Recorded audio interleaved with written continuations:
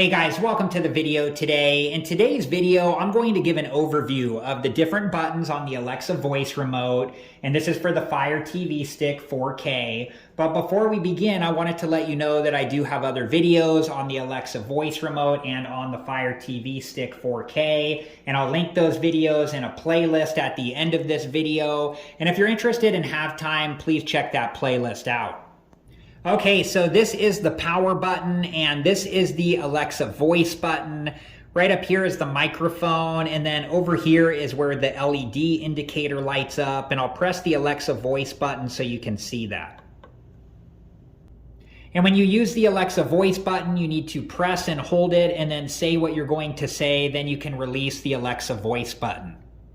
Okay, so this outer circle ring is the navigation button, and you can press up, left, down, or right. And then the inner circle button is the select button.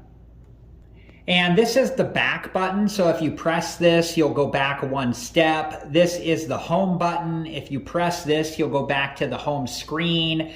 And then this button with 3 lines is the menu button. And this is the rewind button. This is the play pause button. And then this button right here is the fast forward button. This is the mute button, and then this plus is the volume up, and the minus is the volume down. And then this button right here is the guide button.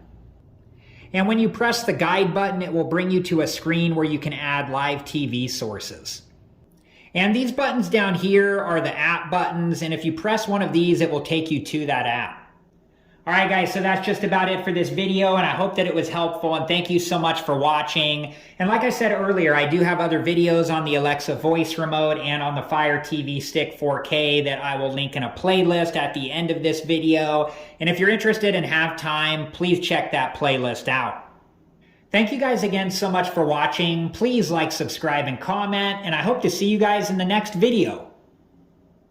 Have a good one. Thank you guys for watching. Please like, subscribe, and comment, and if you have the time, check out these other great videos.